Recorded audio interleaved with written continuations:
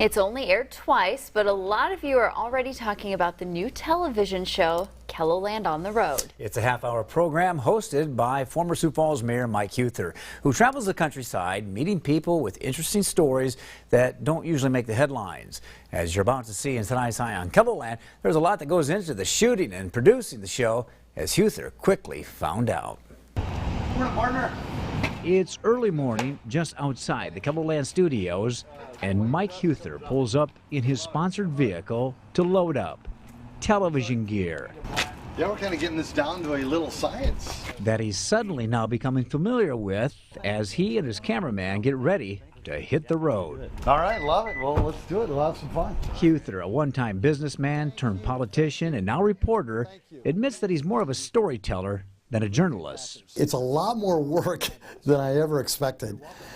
For anybody watching this program, if you think that what you see in the 6 o'clock news or the 10 o'clock news or on TV is easy and simple and quick, it is not.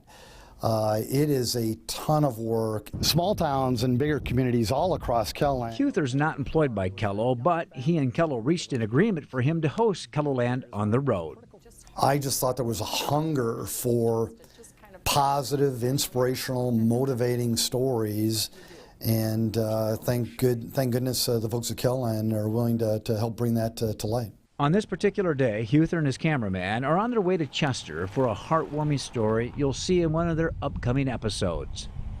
Huther says no matter what town they're in, there's one word that he keeps hearing over and over from people he interviews for the monthly show, and that's the word thankful.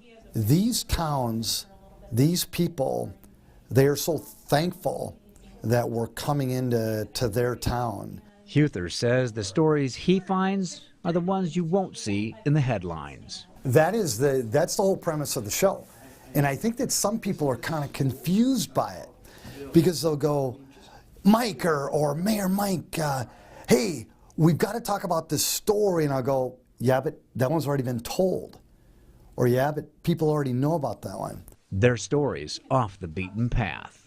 I'm looking for those hidden inspirational stories that'll just motivate you and inspire you, maybe make you laugh 1 minute and cry the next, but they are hidden. While Huther is the man in front of the camera, this is the man behind the camera.